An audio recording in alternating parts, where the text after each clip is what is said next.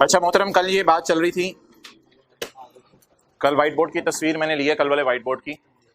तो अपने रजिस्टर्स पे बेशक देख लें, वर्किंग नंबर 3 नजर आ रही होगी। वैसे कितना कमाया था? 1 लाख। टैक्स किस पे दिया? 94,000 पे। और अगले साल कितना कमाया? टैक्स किस पे दिया? 106। पहले हमने प्रॉफिट्स को सामने रख के सोचा था क्या करें, लेकिन फिर मैंने कहा था इस अप्रोच को बदल दें और सिंपल अप्रोच पे आ जाएं। सिंपल अप्रोच क्या है? अपने रजिस्टर पे देख लें अगर नजर नहीं आ रहा। वर्किंग 1 और वर्किंग 2, ये कैरिंग अमाउंट है पहले साल के एंड पे 18,000, और ये 12,000 टैक्स बेस है पहले साल के एंड पे। क्लियर? इनको हम एक वर्किंग में लेके गए थे। ओहो, वर्किंग की तस्वीर में लेना भूल गया। इनको हम एक वर्किंग में लेके गए थे और उस वर्किंग के अंदर हमने क्या लिखा था? Defer tax liability slash asset, defer tax liability as on 31 December 15, और यहां हमने लिखा था property plant and equipment, carrying amount और टैक्स बेस। अच्छा जी, अब आप मुझे ये बताएं मोहतरम, इधर उधर देखे बगैर, कि पहले साल के एंड पे अकाउंटिंग वालों की WDB क्या आ रही थी और टैक्स वालों की WDB 12,000। अच्छा जी, अब हमने लेना है डिफरेंस और कैलकुलेट करना है टैक्स। FR2 की क्लास हो रही है भाई। अच्छा, हाँ, अच्छा, अब हमने दोनों का लेना है डिफरेंस। तो डिफरेंस के साथ देखना पड़ेगा कि ये टैक्सेबल है या डिडक्टेबल है। वो बकर इनसे पूछ लें, क्लास के एंड पे आप देख लीजिएगा। अच्छा, अब डिफरेंस के साथ देखना पड़ेगा ये टैक्सेबल है या डिडक्टेबल। अब जरा आपने सवाल मेरा गौर से सुनना है। कल का लेक्चर आपने नहीं लिया? अच्छा, अब आपने सवाल जरा गौर से सुनना है। फ्यूचर में अकाउंटिंग वाले कितना डिप्रिशिएट करेंगे? बोलो बोलो बोलो, अकाउंटिंग वाले कितना डिप्रिशिएट करेंगे? 12। मुझे आवाज आ रही है। फ्यूचर में अकाउंटिंग वाले कितना डिप्रिशिएट करेंगे? 18,000। और फ्यूचर में टैक्स वाले कितना डिप्रिशिएट करेंगे? 12,000। फ्यूचर से हमारा अगला साल नहीं हो सकता, अगले कई साल हों, लेकिन हमारे सवाल में शायद अगला साल ही बन रहा था। अब अगर फ्यूचर में अकाउंटिंग वाले 18,000 डिप्रिशिएट करेंगे तो अकाउंटिंग डिप्रिसिएशन बढ़ जाएगी फ्यूचर की। फ्यूचर में अकाउंटिंग डिप्रिसिएशन बढ़ जाएगी और फ्यूचर में टैक्स डिप्रिसिएशन कम हो जाएगी। तो जब अकाउंटिंग डिप्रिसिएशन ज्यादा होगी तो करंट टैक्स की वर्किंग जहन में लाएं, ऐड वाली फिगर ज्यादा होगी। जब ऐड वाली फिगर ज्यादा होगी तो अकाउंटिंग प्रॉफिट की बात नहीं कर रहा, टैक्सेबल प्रॉफिट बढ़ जाएंगे। तो जब टैक्सेबल प्रॉफिट बढ़ जाएंगे तो टैक्स, तो फ्यूचर में टैक्स ज्यादा देना पड़ेगा। तो क्या ये जो डिफरेंस है 6,000 का, ये टैक्सेबल है फ्यूचर में? लेकिन ये एक आर्जी सा फर्क होता है हमारे और टैक्स वालों में। आर्जी सा फर्क इसको इसलिए कहा था कि दूसरे साल के एंड पे आपको पता है दोनों की BV 0 आ गई थी, दोनों की कैरी डाउन 0 आ गए थे। अच्छा, अब फ्यूचर में जब इस पे टैक्स देना है तो आज अपने आप को इसके लिए क्या फील करें? लायबल। तो इसलिए इस लायबिलिटी का नाम क्या रखा था? डेफर करके टैक्स देने की लायबिलिटी। डेफर करके टैक्स देने की लायबिलिटी, इसका नाम रखा था टैक्सेबल टेम्परेरी डिफरेंस। और इसका क्या नाम रखा था? डेफर करके 6,000 पे टैक्स देने की लायबिलिटी। वो कितनी आ गई थी? 1800। ये 1800 टी काउंट का कैरी डाउन था, क्योंकि हमने यहां से क्या पकड़े थे? दोनों के कैरी डाउन। तो ये 1800 भी टी काउंट का क्या आया था? Carry down. इस 1800 को, ये आपका सर नजर आ रहा है। अच्छा, ये 1800 क्या था बोले? अच्छा, ये 1800 हमने क्या पकड़ा था? Carry down. और ब्रॉड डाउन क्या लिया था? 0। ये पहला साल हो गया था। आप मुझे बता दें एंट्री क्या बनी थी? बैलेंसिंग जो आया था 1800, defer tax expense debit, defer tax liability, defer tax expense debit, defer tax liability, expense debit negative sign के साथ, एक्सपेंस डेबिट नेगेटिव साइन के साथ। और अगले साल तो आसान बात थी, कैरी डाउन आपका 0 था, ब्रॉड डाउन गिवन था, तो बैलेंसिंग फिगर इधर आ रही थी, तो एंट्री उल्टी हो गई थी।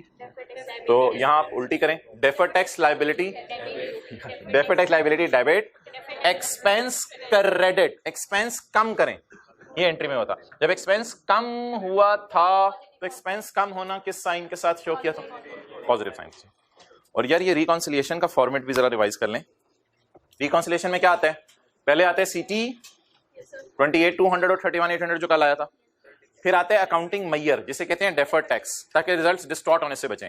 वो नेगेटिव 1800, पॉजिटिव 1800, ये आ गया था 30,000। इसके बाद वहीं से रोने की आवाजें आ रही थी P&L से कि 1 लाख कह रहा था मुझे भी ले जाओ। फिर सवाल से रोने की आवाजें आ रही थी कि टैक्स रेट कह रहा था मुझे भी ले जाओ। फिर एक बच्चा आया था क्लास के अंदर, सामने वाली रो में ऐनक लगा के बैठता है, उस बच्चे ने यहाँ पे रख दिया था हाथ, और यहाँ पे हाथ रख दिया था, और हमने कहा था कैलकुलेटर पे हम चेक करते हैं क्या जवाब आ रहा है। जो कैलकुलेटर पे जवाब आया था उसकी दूर दूर से लोग ज़ियारत करने आए थे इससे कंपेयर करने, और ये रिकॉन्सिलिएशन क्या कर गई थी, मैच कर गई थी। वो कितने कोने पे जो भाई बैठते हैं, नहीं आया, बहुत हिम्मत चाहिए होती है छुट्टी करने के लिए। मेरे आप जैसे लोगों का काम नहीं है छुट्टी करना, दूर दूर से लोग आते हैं ये छुट्टियां करने वाले। ओके, नहीं होती, जिनसे छुट्टी नहीं होती उनसे इतवार को भी नहीं होती छुट्टी तो हो ही नहीं सकती। इतवार को परेशान बैठे होते हैं लोग घर में, क्या वो अब्बू क्लास नहीं है आज, अब्बू पता नहीं मुझे क्या ऐसे उल्टी, अच्छा सॉरी। अच्छा जी, अगले सफ़े पे आने से पहले यार, माने ना माने, ये जरा इससे तस्वीर खींचें। मैं सोच रहा हूँ आज ही कोई टाइम निकला है, कोई आधा पौना घंटा जोहर के बाद, तो ये एमसीक्यूज डिस्कस कर लें, और जो इस एमसीक्यू की डिस्कशन IFRS 16 की ना ले सकें वो फिर इसको यूट्यूब के ऊपर देख लेंगे। ये IFRS 16 के एमसीक्यूज हैं। अगर आज आपको, अभी मैं जरा पूछा है, देखता हूँ आज को टाइम बनता है या नहीं बनता। ये IFRS 16 के एमसीक्यूज के नंबर हैं, इनकी जरा तस्वीर खींच लें, सुबह कर दे, बस कुछ भी नहीं, बात करेंगे फिलहाल कल भी होगी, फिलहाल सिर्फ तस्वीर खींच लें, सारी बातें इंशाल्लाह एंड पे करेंगे। ओके, तो ये ऑनलाइन वालों के लिए मैं होमवर्क में भी डाल दूंगा। किसके एमसीक्यूज हैं ये IFRS 16 के, ये देखेंगे हमने कब डिस्कस करने हैं। ओके, वापस आ जाएं जिथे दी। अच्छा यार, ये ना सवाल आपने अब प्लीज शर्माना नहीं है कि यार मेरी लीज चल रही थी और एक सादा सा सवाल आया था वो मेरे से नहीं हुआ। कुछ लोगों को ये सवाल टफ टाइम देता है, जो सवाल कल होमवर्क में दिया था, माने या ना माने वो आपकी अपनी मर्जी है। कुछ लोगों को टफ टाइम दिया था, जरा हाथ खड़ा करें, लोगों को टफ टाइम दिया था जनरल एंट्रीज करते हुए, कुछ नहीं दिया था। चले, बहरहाल मैं करवाऊंगा इस सवाल को। अच्छा, ये आप बता दें, किया था सवाल, हाथ खड़ा कर दें, किया था। Excellent. XYZ Limited entered into a lease agreement as lessee on the following terms. Fair value of asset is 1 lakh, lease term is 5 years, rental 6 months payable in। अच्छा, मुझे ये बता दें, 5 साल में कितने 6 मंथ्स आएंगे? 1 साल में कितने 6 मंथ्स आते हैं? तो 5 साल में 10 6 मंथ्स आएंगे। Economic life of asset is 8 years. Inception date is 1st January 2004. Lessee's financial year end is 31 December. Implicit rate is, शुक्र है रेट पहले ही हाफ ईयर लिया है, इसको 2 से डिवाइड करने की जरूरत नहीं थी, रेट हाफ ईयर लिया। Prepare journal entries in the books of XYZ। XYZ lessee है, एज लेसी ऊपर लिखा हुआ है, तो इसकी बुक्स में जनरल एंट्रीज आपने करनी है। तो मोहतरम, सबसे पहले आप 12,000 की प्रेजेंट वैल्यू निकालेंगे। अच्छा यार, एक बात याद रखिएगा मोहतरम, लेसी जो पहली एंट्री करता है ना, असल में ना कई दफ़ा ना बात बंदे के जहन से निकल जाती है, तो उसके लिए ना एक ऐसी मैं बात करने लगा हूँ जिससे आपको ये बात ज़रा याद आ जाएगी। लेसी जो पहली एंट्री करता है ना, वो ये लीज लाइबिलिटी PV पे रिकॉर्ड करता है, तो बाय डिफॉल्ट एक बात याद रखिएगा, लेसी फेयर वैल्यू इग्नोर करता है। ये बात ज़रा अपने जहन में बिठा लें। एक दिन आपको मैंने ये बात बताई थी जब मैं पास पेपर का एक क्वेश्चन करवा रहा था, सबसे आखिरी वाला, तब मैंने ये बात बताई थी। तो याद रखिएगा, लेसी फेयर वैल्यूज को इग्नोर करता है। लेसी सिर्फ किससे कंसर्न होते हैं? PV से। तो लेसी एसेट को किस पे रिकॉर्ड करता है? PV से। इसकी रीजन ये डिस्कस की थी कि एसेट की उम्र 8 साल होती है, कई दफा वो 4 साल के लिए लेता है, कई दफा 5 साल के लिए लेता है, कई दफा 6 साल के लिए लेता है, तो उसको एसेट की फेयर वैल्यू से बहुत रेशन नहीं होती, बल्कि वो क्या देखते हैं, मैंने जो किराया देना है उसकी प्रेजेंट वैल्यू क्या। हाँ, इत्तफाकन अगर वो फेयर वैल्यू के बराबर आ जाए 1 लाख, तो वो एक महज इत्तफाक हो सकता है। और अगली बात यह कि हमें कोई टेस्ट लगाने की जरूरत नहीं है, ये 5 साल की लीज है और कहीं नहीं लिखा हुआ ये लो वैल्यू एसेट है, तो ये आपके सादा तरीके से लीज ट्रीट होगी, क्योंकि लेसी की शॉर्ट टर्म और लो वैल्यू नहीं है। तो पहली entry right of use debit lease liability credit होगी, और डिस्काउंटिंग कर लेते हैं। डिस्काउंटिंग में मोहतरम 1 साल में 2 दफा 6 महीने आएंगे, तो 5 साल में 10 दफा 6 महीने आएंगे। उसमें से एक वाले 6 महीने को डिस्काउंट नहीं करना, बाकी बच जाएंगे 11 दफा 6 महीने, उनको 9 दफा, बाकी उनको हमने डिस्काउंट करना है।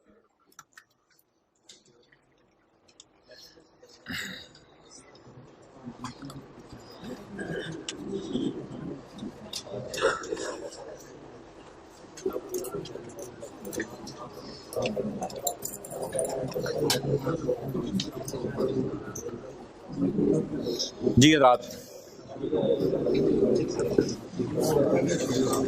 Present value of lease payments 12,000 वो अकेला वाला पहला, इसे डिस्काउंट नहीं करना, बाकी 12,009 बचे, नंबर ऑफ 12,009 बच गए, 99,804, ये नहीं बराबर उस 1 लाख के, कोई मसला नहीं। लेसी को फेयर वैल्यू से कंसर्न नहीं होता, फेयर वैल्यू 1 लाख थी, फेयर वैल्यू से कंसर्न नहीं होता, लेसी प्रेजेंट वैल्यू पे रिकॉर्ड करता है। अच्छा जी, अब 2004 में अगर लीज शुरू हो रही है तो 31 दिसंबर 4 का कैलेंडर अगर जहन में लाएं तो 1 जनवरी 4, 1 जुलाई 4, ये पहले साल की किस्तें हैं। और सोचा करें ना, साल का बैंड हो रहा है 31 दिसंबर 4, 31 दिसंबर 4, तो 1 जनवरी को पहली किस्त 6 महीने के एडवांस में, 1 जुलाई को दूसरी किस्त 6 महीने के एडवांस में।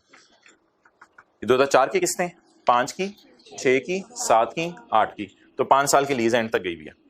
ओके, अब मोहतरम जो जर्नल एंट्रीज करनी है वो जरा अब आपने सुनते रहना है। 1 जनवरी 4 को एंट्री होगी right of use debit lease liability credit 99804, और 1 जनवरी 4 को ही एंट्री होगी लीज लाइबिलिटी डेबिट 12,000 से और कैश क्रेडिट 12,000 से। अब मेरा ये मशवरा है आपको कि 30 जून 4 को एक एंट्री कर लें। कुछ लोगों ने डायरेक्ट 1 जुलाई 4 को एंट्री की होगी, इस वजह से ये सवाल मैंने दिया था। 30 जून 4 को अगर आप एंट्री करेंगे तो एंट्रीज का एक पैटर्न चलेगा। अगर 30 जून 4 को आप एंट्री नहीं करेंगे तो पैटर्न अजीब सा बन जाएगा, काबू करना मुश्किल हो जाएगा। तो सजेशन है मेरी कि 30 जून 4 को, हालांकि साल एंड नहीं हुआ, लेकिन इंटरेस्ट बुक कर लें। तो 30 जून 4 को जो इंटरेस्ट आपने बुक करना है वो पे मुझे पता है अगले दिन करना है, लेकिन साल के मिड में खड़े होकर 30 जून 4 की डेट डाल के, और माने ना माने ये जनवरी से जून का इंटरेस्ट है। जैसे दिसंबर का बिजली का बिल अगले साल जनवरी को पे होता था, तो ये जनवरी से जून का अरसा है, तो ये जुलाई 1 जुलाई को पे होगा। तो 30 जून 4 की एंट्री डाल के ना, यार बातें ना करो, 30 जून 4 की एंट्री डाल के आप करेंगे interest debit, interest payable, credit. अब ये एंट्री देख लें जो मैंने पहली, right of use debit lease liability credit किस दिन, फिर 2 जनवरी 4 को लीज लाइबिलिटी डेबिट बैंक। ये मैं कह रहा था इंटरेस्ट बुक करने की एंट्री कर लें, interest debit, interest payable, credit. अब जब 1 जुलाई 4 की तारीख आएगी ना, तो 1 जुलाई 4 को आप एंट्री करेंगे मोहतरम cash credit, lease liability debit, interest payable debit. ये 1 जुलाई 4 को एंट्री बन जाएगी। और अब 31 दिसंबर 4 को आखिरी 6 महीने का इंटरेस्ट बुक करना है, तो 31 दिसंबर 4 को एंट्री, सोचें ये 1 जनवरी 5 को पे हो रहा है, लेकिन रिलेट कर रहे जुलाई से दिसंबर, तो इसको बुक करेंगे 3467 को, इंटरेस्ट डेबिट और इंटरेस्ट पेबल क्रेडिट। ये बुक करने की एंट्री हो गई। तो मोहतरम ये अगली एंट्री होगी हमारे साल में, एक तो ये बुक कराए वाली होगी ना 1 जुलाई को, फिर ये अगली एंट्री 31/12/4 को इंटरेस्ट बुक करने वाली एंट्री। तो इंटरेस्ट बुक करने वाली एंट्रीज का पैटर्न एक रहेगा। अच्छा, कितने बच्चों ने घर में इन दोनों एंट्रीज को इकट्ठा कर दिया था? ये दोनों एंट्रीज इकट्ठी कर दी थी, बेहतर नहीं है 6 महीने के एंड पे बुक करके फिर कर लो, क्योंकि 12 महीने के एंड पे भी तो बुक करना है, तो जरा देखने में सही लगेगा, कोई खास कंसिस्टेंसी आ जाएगी ना एक तरह की। 6 महीने के एंड पे भी बुक किया है, फिर 12 महीने के एंड पे भी बुक किया है, इस वजह से कह रहा हूं। बात तो आपकी ठीक है, लेकिन जरा पैटर्न कंसिस्टेंट हो जाएगा। और डेप्रिसिएशन एक ही दफा साल में रिकॉर्ड कीजिएगा, डेप्रिसिएशन डेबिट, अकमुलेटेड डेप्रिसिएशन क्रेडिट। तो भाई मोहतरम इट नीड्स प्रैक्टिस, एक दफा और आपने इसकी प्रैक्टिस करनी है घर में, चाहे जबानी एंट्रीज करें जैसे मर्जी है, शेड्यूल खोल के सामने एंट्रीज करनी है। लेकिन बात यहां नहीं रुकेगी, P&L के ऊपर डिस्कशन करेंगे हम, और बैलेंस शीट के ऊपर डिस्कशन करेंगे। अच्छा, उसका स्केड्यूल पूरा बनाने की जरूरत नहीं है। अच्छा, अब हम P&L के ऊपर डिस्कशन करेंगे और बैलेंस शीट के ऊपर डिस्कशन करेंगे। अच्छा यार, एक बात याद रखिएगा, P&L बनाते हुए आपने कोई लाइन वगैरह नहीं लगानी होती। P&L बनाते हुए कोई लाइन वगैरह नहीं लगानी होती। मैं आपको डेप्रिसिएशन वगैरह को छोड़ें, वो आप खुद कर लेंगे। मैं आपको P&L में इंटरेस्ट शो करने लगा हूं 31/12/4 का और 31/12/5 का, और without going into the table, welcome, without going into the table, table में जाए बगैर हम जरा प्लान कर लेते हैं कि हमें 2004 का इंटरेस्ट कहां से मिलेगा। टेबल में मत देखें, गलत बोला है, पहले से मैं प्लान कर लेता हूं। अब जरा मेरी बातें गौर से सुननी है। अगर सवाल होता एनुअल एरियर का, तो किस्त ए की पे होती 31/12/4 को, एक मिनट, किस्त ए की पे होती 31/12/4 को। अगर सवाल होता एनुअल एरियर का, तो किस्त ए की दफा पे होती 31/12/4 को। 31/12/4 की तारीख के सामने इंटरेस्ट आ रहा होता, वो उठा के एज इट इज लिख लेते। अगर सवाल होता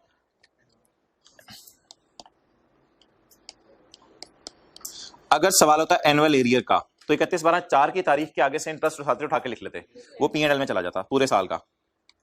अगर सवाल होता सेमी एनुअल एरियर का, सेमी एनुअल एरियर, तो 6 महीने का इंटरेस्ट 30 जून की तारीख से उठाते और 6 महीने का इंटरेस्ट 31/12 की तारीख से उठाते। 30 जून और 31/12 की तारीख से उठा के जमा करते, वो था पूरे साल का इंटरेस्ट जो जाना था P&L में। अगर सवाल होता सेमी एनुअल एरियर का, हमारा सवाल जो है वो सेमी एनुअल एडवांस का है, तो मोहतरम उसमें पहला इंटरेस्ट इन 6 महीने का 1 जुलाई को नजर आएगा और इस 6 महीने का इंटरेस्ट 1 जनवरी 5 को नजर आएगा, क्योंकि ये सवाल कौन सा है, एडवांस। हाँ, मैंने माना किस्त इधर पे हो रही है, किस्त इधर पे होने से फर्क नहीं पड़ता।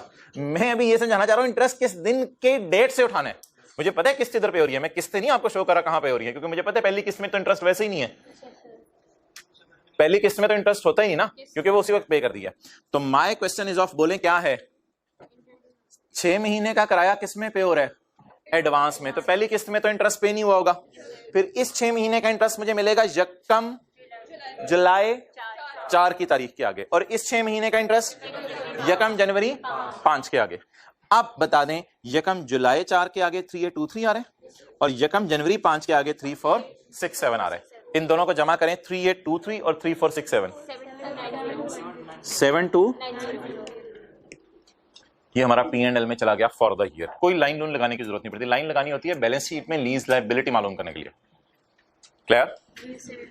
सिमिलरली अगले साल का, अब 5 का कैलेंडर जहन में रखें, 5 का कैलेंडर जहन में रखें, तो 30 जून 5 नहीं, 1 जुलाई 5 को पहला इंटरेस्ट मिलेगा, 1 जुलाई 5 को, जो जनवरी से जून का पे हो रहा होगा, क्योंकि जून ना एंड पे होते हैं, वो इंटरेस्ट एंड पे होते हैं, कभी शुरू में पे नहीं होता। तो जनवरी से जून का कब पे हो रहा होगा, 1 जुलाई, और जून से दिसंबर का 1 जनवरी 6। इन दोनों को उठाएंगे और इन दोनों को उठा के जमा कर देंगे, कितना आ गया, 5802। क्लियर? इसके साथ एक और चीज जो आप फारिग कर दें, नहीं डेप्रिसिएशन छोड़ो, इसके साथ एक और चीज जो हम फारिग कर दें वो है बैलेंस शीट में जाकर, ना बैलेंस शीट में जाके अनअर्न्ड का लफ्ज क्यों बोल रहे हो भाई, लेसी का सवाल है, 31/12/4 और 31/12/5। करंट लाइबिलिटीज में, करंट पोर्शन ऑफ लीज नहीं मैं कह रहा, करंट लाइबिलिटीज में इंटरेस्ट पेएबल। अच्छा, अगर सवाल है, ये 2004 का साल है, अगर सवाल है एनुअल एरियर का, तो पेएबल बनता ही नहीं, क्योंकि पेएबल पे हो गया होगा 31 दिसंबर की रात को, अगर सवाल है एनुअल एरियर का। अगर सवाल है सेमी एनुअल एरियर का, तो भी पेएबल बनता नहीं, जून वाला जून में पे हो गया होगा, सेमी एनुअल एरियर, जून वाला जून में पे हो गया होगा, और जुलाई से दिसंबर वाला दिसंबर में पे हो गया होगा। और अगर सवाल है एडवांस का, तो जनवरी से जून वाला, शुक्र है हमारे साल पे हो गया होगा, जनवरी से जून वाला हमारे साल के 7वें महीने के पहले दिन पे हो गया होगा, और जून से दिसंबर वाला अगले साल के पहले दिन पे होगा, ये जाएगा पेएबल में। अब मेंटली प्रिपेयर हो, 1 जनवरी 5 को जो इंटरेस्ट पे हो रहा है वो 2004 के, 1 जनवरी 5 को जो इंटरेस्ट पे हो रहा है वो 2004 के जुलाई से दिसंबर के, तो इसलिए ये पेएबल में जाएगा। वो 1 जनवरी 5 वाली तारीख वाला ढूंढना पड़ेगा, 3-4, ये किधर चला जाएगा जी, पेएबल में। ये क्या चक्कर है, खर्चा बुक कुछ और की है, पेएबल में कुछ और गया है। हाँ, 3823 तो पे भी हो गया ना, इसलिए ये पेएबल में तो नहीं जाएगा। पेएबल में सिर्फ किस महीने का जाएगा, आखिरी 6 महीने का। डिस्कशन का फायदा हुआ, हाथ खड़ा कर दें, बातें समझ आ गई। ओके, अब आप 31/12/5 का पेएबल ना, 5 का कैलेंडर जहन में रख के सोचें, 5 का कैलेंडर, जनवरी से जून का इंटरेस्ट कब पे हो गया होगा, 1 जुलाई 5। जनवरी से जून का कब पे हो गया होगा, 1 जुलाई 5, और जुलाई से दिसंबर 5 का दिसंबर की रात को पे नहीं हुआ होगा, तो ये 1 जनवरी 6 को पे होगा। इसका मतलब है 31/12/5 की रात वो पेएबल है। तो अब हमें ये उठाना पड़ेगा 1 जनवरी 6 के सामने वाला, 2707। Clear? So this is all. आगे बैलेंस शीट का मसला नहीं है, हमारे साल की पेमेंट के नीचे लाइन लगानी है। मैं 31/12/4 की बैलेंस शीट बना देता हूं, बाकी राइट ऑफ यूज वगैरह खुद शो कर लीजिएगा। हमारे साल की पेमेंट के नीचे क्या लगा दें? 31/12/4। हमारे साल में ना पेमेंट की बातें अब मैंने शुरू कर दी हैं, इंटरेस्ट की नहीं। हमारे साल में पहली पेमेंट जनवरी में हुई है, दूसरी जुलाई में हुई है। हमारे साल की पेमेंट्स के नीचे लाइन लगा दी। 5 के साल में 2 पेमेंट्स होनी है, सेमी एनुअल का सवाल है। 5 के साल में 2 पेमेंट्स होनी है, ये चली जाएंगी करंट में और ये नहीं जाएगा नॉन करंट में। ये टेस्ट में तजर्बा हो गया है आपका, ये जाएगा नॉन करंट में। 62,189। क्लियर? अच्छा जी, करंट में कितना चला जाएगा? 8533 जमा 8905 17। और नॉन करंट एसेट मैं नहीं बना रहा फिलहाल। Lease obligation 62,189। कितने लोगों ने इसी तरह किया था? जरा हाथ कर दें। ओके, इस सवाल की तरह प्रैक्टिस कीजिएगा। और यार अगर खुदा ना खास्ता लेसर का नोट बनाना आ गया ना, अगर लेसर का नोट बनाना आ गया तो घबराना नहीं है आपने। ये और ये अर्न्ड है। अब वो आप माने ना माने आपकी मर्जी है। बहरहाल मैंने लिख दिया ये दोनों अर्न्ड है। लाइन लाइन के चक्कर में ना पड़े, ये दोनों वाई अर्न्ड है। ये दोनों, अगर लेसर का सवाल आ गया तो अनअर्न्ड निकालना होता है ना। ये दोनों क्यों अर्न्ड है? जनवरी से जून वाला ये, और जुलाई से दिसंबर वाला भी तो अभी P&L में डाला है, तो ये दोनों क्या है? नीचे सारा क्या पड़ा हुआ है। लेकिन अनअर्न्ड आपको पता है हम कैसे निकालते हैं? टोटल में से अर्न्ड माइनस कर देते हैं, अनअर्न्ड जरा जल्दी निकल आता है। ये ई जरूर लिख लें, अर्न्ड। अगर लेसर का सवाल हो, अगर लेसर का सवाल हो तो अर्न्ड पता होना चाहिए।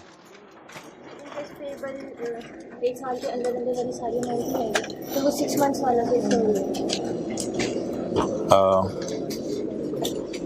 ठीक है, मैं बताता हूँ जी मोहतरम।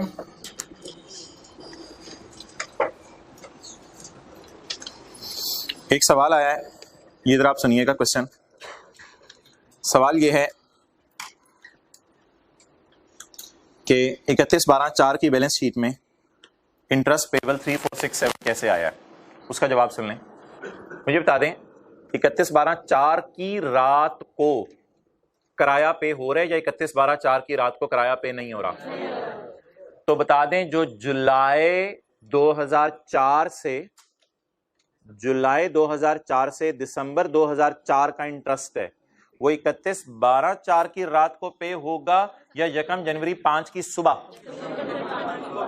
तो जो बिजली में जुलाई 2004, ऐसी बात करो, जो बिजली में जुलाई 2004 से दिसंबर 2004 तक इस्तेमाल करूं और मुझे वापडा का बिल ना आए तो जनवरी के पहले दिन इकट्ठा ही मैं जाके पे कर सकता हूं।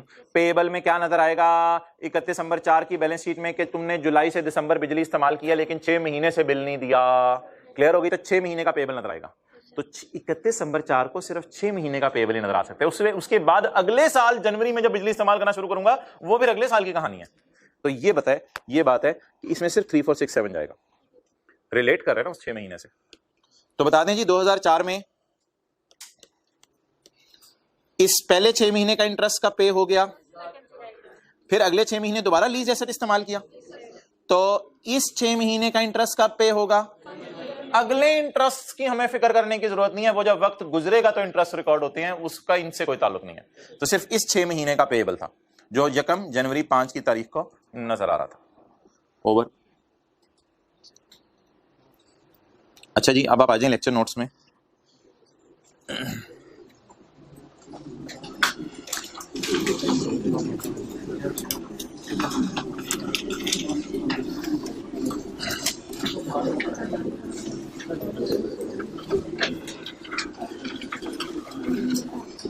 क्वेश्चन 5 है पेज 738 पे।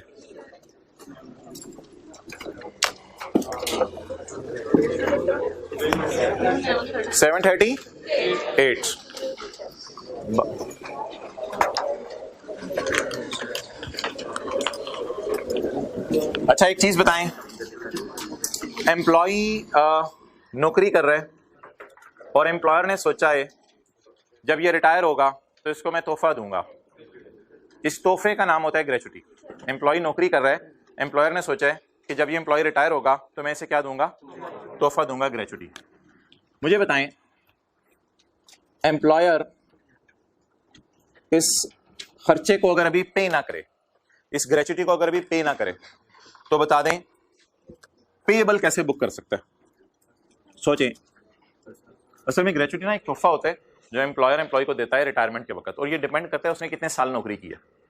जिसने 10 साल नौकरी की उससे ज्यादा ग्रेचुटी मिलती है, जिसने 20 साल नौकरी की उससे ज्यादा ग्रेचुटी। तो ये लॉयल एम्प्लॉयज को दी जाती है। जो एम्प्लॉय ज्यादा अरसा काम करेगा उससे ज्यादा ग्रेचुटी मिलेगी।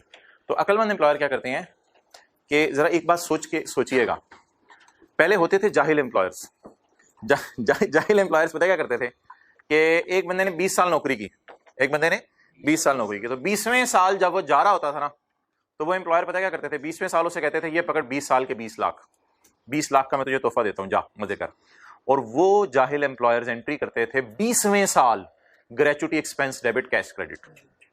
20वें साल एकदम P&L पे इतना बड़ा बोझ डालते थे, ग्रेचुटी एक्सपेंस डेबिट और कैश क्रेडिट। तो जब अकलमंद अकाउंटेंट्स आए तो उन्होंने कहा मोहतरम, ये आप उसको 20 साल नौकरी करने की वजह से पे कर रहे हो, तो इसको बुक करते रहो साथ साथ हर साल। पहले साल थोड़ा सा बुक कर लो, थोड़ा सा दूसरे साल बुक कर लो, थोड़ा सा तीसरे साल बुक कर लो। तो जिन अकाउंटेंट्स को अकाउंटिंग नहीं आती थी वो क्या करते थे, 20 साल एम्प्लॉय नौकरी करता रहता था, उसको तनख्वाह देते रहते थे, लेकिन तोहफा सोचते भी नहीं थे कि तोहफा भी देना है। जब 20वें साल के एंड पे तोहफा देना पड़ता था तो फौरन 20वें साल के P&L में डालते थे gratuity expense 20 lakh debit cash credit. तो ये मैचिंग तो नहीं है ना। फिर 20 साल नौकरी की और नौकरी का तोहफा एंड पे दिया, तोहफे को आखिरी साल में डाल दिया। तो आजकल ये चल रहा है अकाउंटिंग में कि आप मैच करें, जैसे जैसे वो नौकरी कर रहे हैं वैसे वैसे पेएबल बुक करते रहे, वैसे वैसे पेएबल बुक करते रहे, वैसे वैसे पेएबल बुक करते रहे। फिर जब एम्प्लॉय रिटायर हो उसको पेमेंट कर दें। और अगर एक बड़ी ऑर्गेनाइजेशन की बात करें तो फिर तो एक कंट्रोल अकाउंट सा बन जाता है ग्रेचुटी का, जिसमें सारे एम्प्लॉयज के पेएबल आ रहे होते हैं।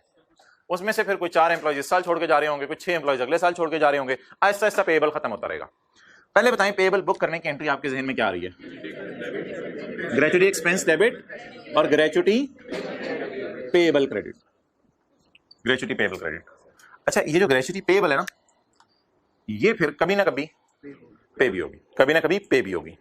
बताएं पे की क्या एंट्री होगी? फर्स्ट करें, हमने सोचा कि जी हमने 15 मिलियन देना है 10 लोगों को, उनमें से एक बंदा छोड़ के चला गया जिसे 1 मिलियन देना था, एक बंदा छोड़ के चला गया।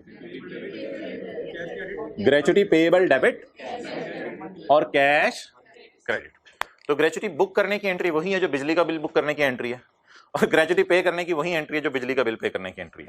जी, ग्रेचुटी बुक करने की एंट्री जो बिजली का बिल पे करने की एंट्री है, electricity expense debit, electricity payable, और बिजली का बिल पे करने की एंट्री इंट्रो में पेएबल डेबिट।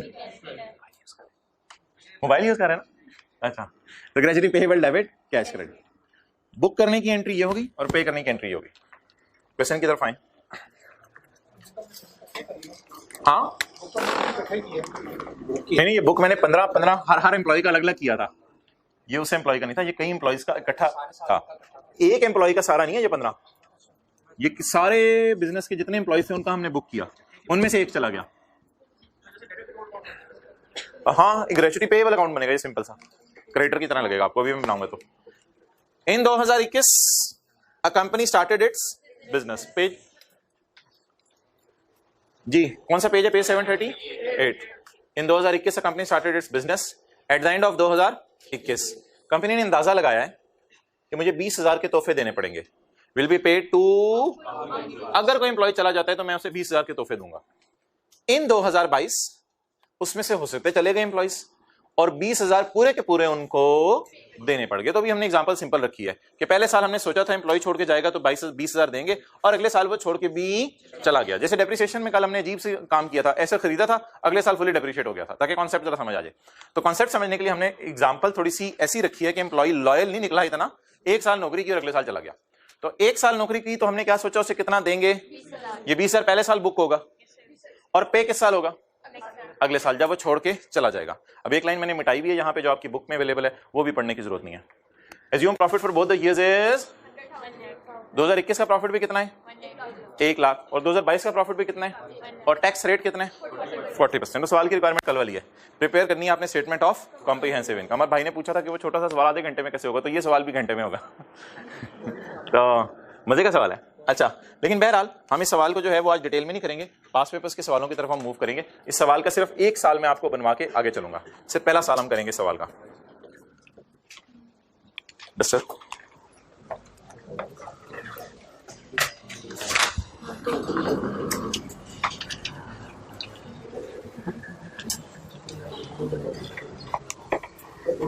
जी मोहतरम, कोई टी काउंट बनाने की जरूरत नहीं, अभी मैं वर्किंग कराऊं। एक एंट्री मुझे बताएं 2021 के अंदर जो पहला साल है क्या होगी बुक करने की एंट्री? ग्रेचुटी एक्सपेंस डेबिट कितनी और ग्रेचुटी पेएबल क्रेडिट कितने से? 20,000 से।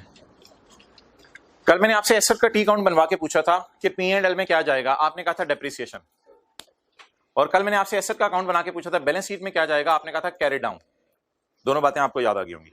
आज मेरा सवाल कुछ और है, ये मैं जनरल एंट्री करके आपसे पूछ रहा हूं। आज मैं टी काउंट नहीं बना रहा, जनरल एंट्री करके पूछ रहा हूं P&L में क्या जाएगा? डेबिट वाली साइड जाएगी 20,000 और बैलेंस शीट में लाइबिलिटीज में क्या जाएगा? पेएबल। कितना पेएबल जाएगा? 20,000। तो पहले चीज की अकाउंटिंग सीखा करेंगे, फिर टैक्स वाली किताब देखा करेंगे। तो अभी मेरी जो डिस्कशन सिर्फ चल रही है, वो पता नहीं किताबें कहां चली गई हैं। अभी जो मेरी डिस्कशन चल रही है वो डिस्कशन सही किताब उठाओ, सही किताब उठा के दो, अब सही किताब उठा के दो, सही किताब उठा के दो। अभी मेरी जो डिस्कशन चल रही है वो इस किताब वाली चल रही है। पहले हम ग्रेचुटी बुक करेंगे, पहले हम ग्रेचुटी। तो ये दुनिया के स्टैंडर्ड्स क्या कहते हैं? जब एम्प्लॉय ने नौकरी कर ली, चाहे रिटायर हुआ या कुछ ना कुछ खर्चा बुक कर लो। तो बता दें एज पर अकाउंटिंग रूल्स हमने क्या एंट्री की? ग्रेचुटी एक्सपेंस डेबिट और ग्रेचुटी पेएबल क्रेडिट। तो ये किन रूल्स के मुताबिक जनरल एंट्रीज में कर रहा हूं? IFRS के रूल्स के मुताबिक। क्लियर? चलें जी, अब आप हजरात मुझे इस बुनियाद के ऊपर करंट टैक्स की वर्किंग करवा दें। करंट टैक्स की वर्किंग,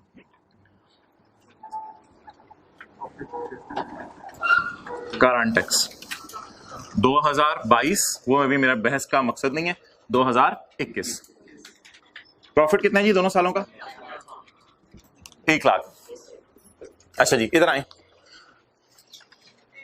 अब जरा देखना पड़ेगा कि अकाउंटिंग और टैक्स रूल्स एक हैं या इनमें इख्तलाफ है। अब लाल किताब मुझे खोलनी पड़ेगी और लाल किताब फर्ज करें मैंने खोली टैक्स वालों वाली और टैक्स रूल्स देखे। ये देखिएगा, देखा नहीं आपने?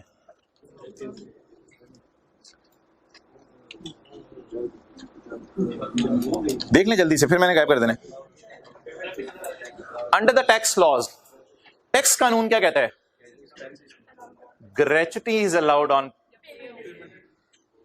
ये लोग कहते हैं यार बुक ना किया करो खर्चे, लाल किताब कहती है बुक ना करो खर्चे। कोई गया एम्प्लॉय छोड़ के? हमने कहा कोई नहीं गया। और तुम लोगों ने अंदाजे लगाते रहने हैं, छोड़ो परे, हम तुम्हारे अंदाजे नहीं मानते। हम ऐसी दुनिया में हैं जहां हम अंदाजे नहीं मानते।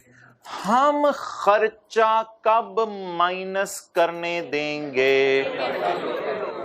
टैक्स वाले खर्चा कब माइनस करने देंगे? जब कभी। और पे कब हुआ है? तो टैक्स वाले इस खर्चे को कब खर्चा मानेंगे? अच्छा, अब जरा बात गौर से सुनिएगा, ये एक टेम्परेरी सा डिफरेंस है। हम कह रहे हैं आज खर्चे में बुक कर लो, टैक्स वाले कह रहे हैं यार सब्र करो, क्या हुआ, हमने यार पे करो, अगले साल माइनस कर लेना, कोई मसला नहीं यार। तो ये हमारे और टैक्स वालों में एक आर्जी सा इख्तलाफ है। मैं मान रहा हूं इख्तलाफ है, लेकिन क्या आप ये मेरे इस फिक्रे से एग्री करते हैं ये एक टेम्परेरी डिफरेंस है हमारे और टैक्स वालों में? क्या हम क्या कह रहे हैं? उसने सर्विस दी तो खर्चा बुक करो, उसने सर्विस दे दी, किस में? खर्चा बुक कर लो। वो लोग क्या कह रहे हैं? खर्चा बुक करने की जरूरत, खर्चा बनाओ ही कब? जब क्या कर दो? पे कर दो। तो ये हमारे और उनके दरमियान इख्तलाफ है। हम किस साल खर्चा बुक कर रहे होंगे? जब वो सर्विस देगा, 21 में। और 21 की जनरल एंट्री मैंने आपके सामने कर दी है, हमने खर्चा बुक कर लिया है। लेकिन वो लोग इस एंट्री को, तो टैक्स वालों की नजर में क्या एंट्रीज होनी है वो मैं नहीं कर रहा, वो फिलहाल मैं नहीं कर रहा। टैक्स वालों की नजर में एंट्रीज कोई जरूरी नहीं है। अच्छा, तो टैक्स वालों की नजर में क्या ये खर्चा इस साल रिकॉर्ड होगा या अगले साल जब तक पे ना हो जो रिकॉर्ड नहीं होगा? शायद टैक्स वाले जो है चीजों को सादा रखते हैं, इलॉजिकल तो हो जाती हैं लेकिन सादा रखना चाह रहे हैं वो चीजों को। इलॉजिकल सी बात है कि अगले साल जब वो जाए तब खर्चा रिकॉर्ड करो। इलॉजिकल क्यों है? सर्विस दी है इस साल तो खर्चा भी किस साल बुक होना चाहिए? इस साल। लेकिन टैक्स वाले क्या कह रहे हैं? जब तक वो जाए ना तब तक उसे खर्चा रिकॉर्ड ना करो। तो टैक्स वाले थोड़ा वेट एंड सी पे चल रहे हैं। अच्छा मुझे ये बताएं, किधर है सेल? ये सेल है, ये सेल है, ये सेल है। आ रहा है कैमरे में नजर? सेल नजर आ रही है? सेल से चलते हुए प्रॉफिट तक पहुंचते हुए आपको फीलिंग हो रही है अकाउंटिंग वालों ने ये एंट्री कर दी हुई है? क्या आपको फील हो रहा है इस 1 लाख तक पहुंचते हुए 20,000 माइनस हो चुका हुआ है? अकाउंटिंग वालों ने ये 20,000 माइनस किया हुआ है, टैक्स वालों ने इस 20,000 पे उंगली रखी होगी। सेल से चल रहे हैं हम, टैक्स वालों ने इस 20,000 पे उंगली रख के कहा होगा अबे ये क्या रे, हमने कहा होगा यार ये वो ना हमने अंदाजा लगाया। क्या अंदाजे लगा रहे हो तुम लोग? कितने पैसे दे रहे हैं? अंदाजे अंदूजे कोई नहीं चलता इधर, बताओ गए हैं? नहीं गए नहीं। तो टैक्स वाले कहेंगे हम इस खर्चे को नहीं मानते, आर्जी तौर पे नहीं मानते, अगले साल मान लेंगे, आर्जी तौर पे हम इस खर्चे को नहीं मान रहे। कब तक नहीं मान रहे इस खर्चे को? आप बता दें हम अकाउंटेंट्स ने प्रॉफिट तक पहुंचते हुए खर्चा डाल लिया, ये एंट्री अकाउंटिंग वाले रूल्स वाली मैंने आप सामने शो की हुई है, तो हमने खर्चा डाल लिया, बुक कर लिया। टैक्स वाले कहेंगे इस खर्चे को हम नहीं मानते, तो क्या करें? खर्चों को उल्टाने के लिए साइन पॉजिटिव, ग्रेच्युटी एक्सपेंस। सजा हमें मिलेगी खर्चा रिकॉर्ड करने की कि नहीं रिकॉर्ड करना था, तो अब टैक्स वाले हमारे खर्चे को रिवर्स कर देंगे। तो उल्टाया जा रहा है, रिकॉर्ड किया जा रहा है, उल्टाया जा रहा है। अब आप मुझे बता दें इसकी वजह से टैक्सेबल प्रॉफिट मेरे बढ़ गए या कम हो गए? बढ़ गए। 1 लाख में 20,000 ऐड करें, 1,20,000। This is my taxable profit. और टैक्स बता दें कितना? Tax at the rate of 40% कितना? चलिए जी note.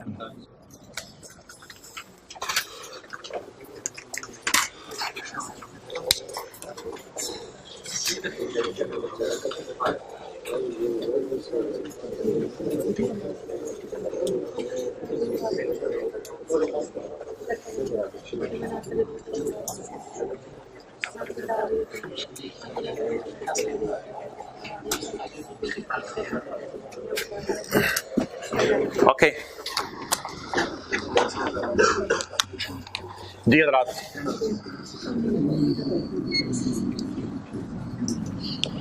Working 1, working 2, working 3।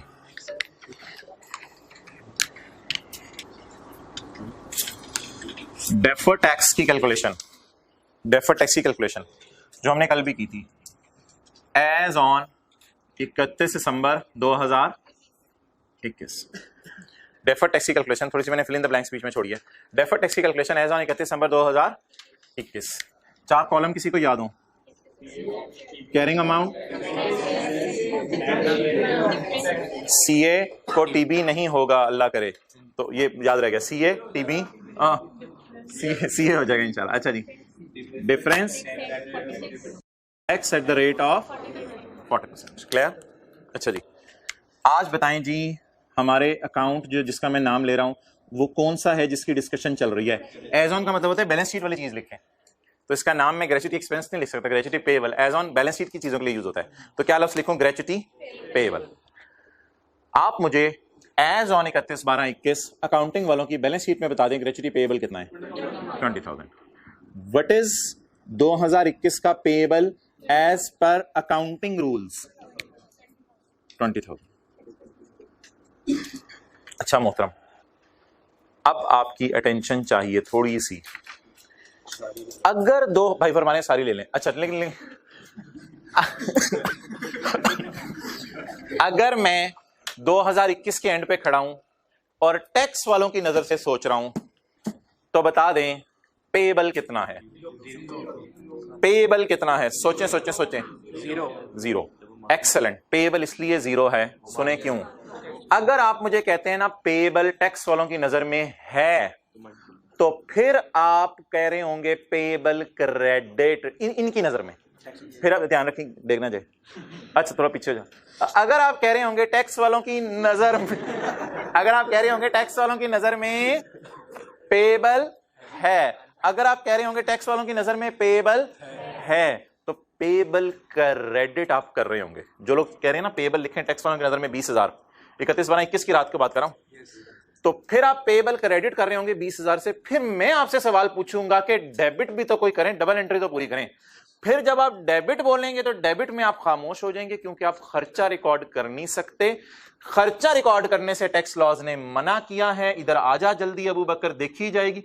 Gratuity expenses allowed on expenses allowed on payment. ऐसे तो नहीं लिखा हुआ expenses allowed when service is rendered, expenses allowed on payment. अगर किसी के जहन में भी इधर आ रहा है कि ग्रेचुटी पेबल टैक्स वालों की नजर में भी 20,000 है, तो वो एंट्री करके देख ले, इंशाल्लाह समझ आ जाएगा। क्या मतलब? वो एंट्री करके देखे ग्रेचुटी पेबल क्रेडिट 20,000। अब डेबिट तो कुछ कर नहीं सकता। क्यों नहीं खर्चा डेबिट कर सकते? खर्चे को रोक दिया टैक्स वालों ने। कब तक रोक दिया? तो डबल एंट्री भी पूरी नहीं होगी। ये एक तरीका समझाने का कि इसका पेबल जीरो है टैक्स वालों की नजर में। दूसरा तरीका समझाने का कि टैक्स वालों की बैलेंस शीट में जीरो क्यों आएगा।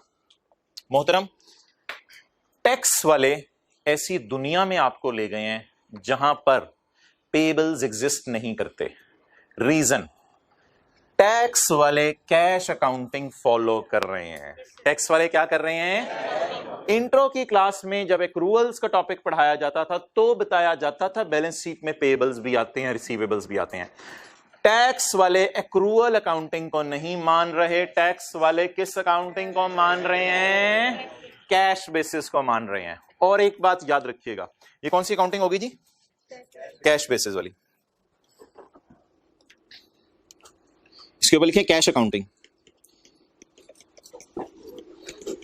इस लाइन का क्या मतलब है? टैक्स वाले कौन सी अकाउंटिंग मान रहे हैं? Cash accounting. अच्छा यार, एक बात याद रखिएगा, ये अल्फाज ना, एक्रूअल अकाउंटिंग जो होती है ना, एक्रूअल अकाउंटिंग, वो हम अकाउंटिंग वाले करते हैं। एक्रूअल अकाउंटिंग, एक्रूअल अकाउंटिंग में ना 4 लफ्ज बोले जाते हैं। ये सारी बातें आपसे लीज में होगी नहीं किसी और नाम से। एक्रूअल अकाउंटिंग में 4 लफ्ज बोले जाते हैं। अगर खर्चा पे नहीं हुआ, अगर ज्यादा पे हो गया, प्रीपेड। अगर इनकम अभी तक रिसीव नहीं हुई, रिसीवेबल। और अगर इनकम ज्यादा रिसीव हो गई है, अनअर्न्ड। ये 4 अल्फाज इस्तेमाल करते हैं एक्रूअल अकाउंटिंग में। और मेरे भाई, जिस दुनिया में आप चले जाएं, आज के बाद ना हम यूज करेंगे टैक्स वाले हमें चांद पे ले गए हैं। अब फर्ज करें टैक्स वाले इस एक्रूअल की दुनिया से निकल के, महसूस हो रहा है पीला पीला हो रहा है ऊपर चांद, थोड़ा नीचे ले आते हैं। टैक्स वाले हमें किस दुनिया में ले गए हैं? जिस दुनिया में ये 4 नाम एग्जिस्ट नहीं करते। कैश अकाउंटिंग वाली दुनिया ऐसी है, these 4 items do not exist. Cash accounting ऐसी दुनिया है जिसमें ये 4 आइटम एग्जिस्ट नहीं करते। अच्छा यार, कैश अकाउंटिंग आमतौर पर रिकमेंडेड नहीं है और कैश अकाउंटिंग पसंद भी नहीं की जाती, लेकिन कैश अकाउंटिंग ना अक्सर हुकूमत वाले करते हैं। अक्सर हुकूमत वाले कैश अकाउंटिंग करते हैं। सुने कैसे? सर आसिफ और सर उमैर कहते हैं, मिसाल दे रहा हूं कि हमने टैक्स जमा नहीं कराया साल का। सर आसिफ सर उमैर कहते हैं हमने टैक्स जमा नहीं कराया साल का। एफबीआर वाले ये नहीं करेंगे entry, receivable debit income credit. FBR वाले ये एंट्री नहीं करेंगे। क्यों नहीं करेंगे? क्योंकि एफबीआर वालों को पता है बहुत अनसर्टेनिटी है पाकिस्तान में। एफबीआर वाले, अंदर की बात आपको बता रहा हूं, कैश अकाउंटिंग यूज करते हैं। बस जितना टैक्स मैं और आप जमा करा देते हैं ना, वो उसी को बुक करते हैं। वो लोग ये सही वाली अकाउंटिंग मानते ही नहीं, क्योंकि उनके बिजनेस की नेचर ऐसी है। और वैसे तो नॉन प्रॉफिट इदारे भी एक्रूअल अकाउंटिंग, कुछ नॉन प्रॉफिट इदारे भी कैश अकाउंटिंग फॉलो करते हैं। नॉन प्रॉफिट इदारे पता क्या कहते हैं? कोई बंदा आके मुंह से कह जाता है मैं चंदा दे जाऊंगा, तो और लिख के भी दे जाता है मैं चंदा दे जाऊंगा। अब नॉन प्रॉफिट इदारे वालों को पता होता है ये खुद चंदा है, इसने क्या चंदा देना है, तो वो भी अगर लिख के भी कोई बंदा दे जाए मैं चंदा दे जाऊंगा, तो वो रिसीवेबल बुक नहीं करते। हालांकि अच्छी अकाउंटिंग ये है कि रिसीवेबल्स, पेबल्स, प्रीपेड्स और ये पेबल्स नजर आने चाहिए किताबों में। लेकिन कैश अकाउंटिंग भी दुनिया में चल रही है, मजबूरन चल रही है, बहुत सी जगहों पे चल रही है। अंदर की बात बता दूं, ये सच है, राइज वाले भी कैश अकाउंटिंग यूज कर रहे हैं। उनके रिकॉर्ड्स में होता है आपसे पैसे लेने हैं, लेकिन रिसीवेबल डेबिट इनकम क्रेडिट नहीं करते, क्योंकि उनको पता है अगर ना दिए तो ऐसी बाद में बैड डेट की एंट्रियां करते फिरेंगे। छोड़ो पड़े। तो कॉलेज वाले भी, बड़े बड़े अकाउंटेंट्स ऊपर बैठे हुए हैं, लेकिन फिर भी कैश। तो कुछ बिजनेस ऐसे हैं दुनिया में जो कौन सी अकाउंटिंग फॉलो कर रहे हैं, ये रिकमेंडेड नहीं है। लेकिन फिलहाल आप याद रखिएगा, हमारे पूरे सिलेबस में अकाउंटिंग वाले हमेशा एक्रूअल फॉलो करेंगे। अकाउंटिंग वाले क्या फॉलो करेंगे? हमेशा।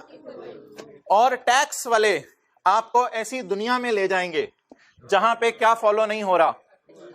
इतनी लंबी बात करके मैं इस चीज पे पहुंचाऊं कि ये 4 आइटम्स टैक्स वालों की नजर में exist.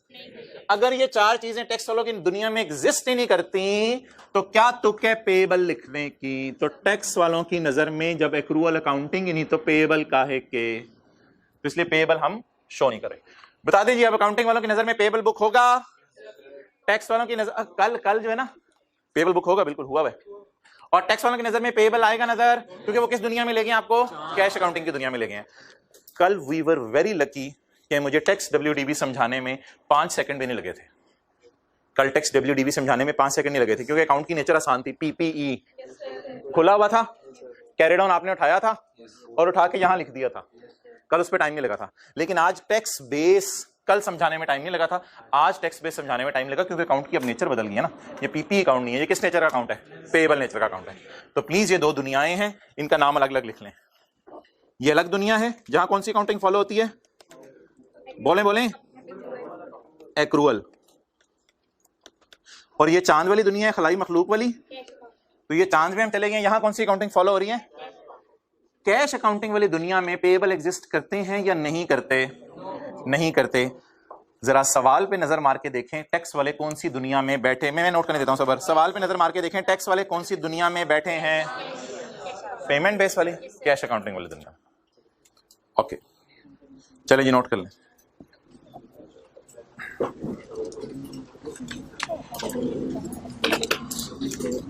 That's why tax base of gratuity payable, बोलें। That's why tax base of gratuity payable is 0। वैसे भी पेबल बुक नहीं हो सकता ना, वरना खर्चा डेबिट करना पड़ेगा। Tax base of gratuity payable is 0। Tax base क्या होती है? टैक्स वालों की बैलेंस शीट।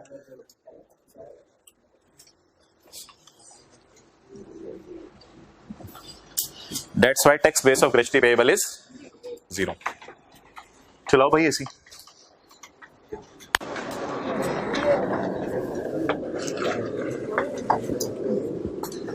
लाइट ऑफ करो।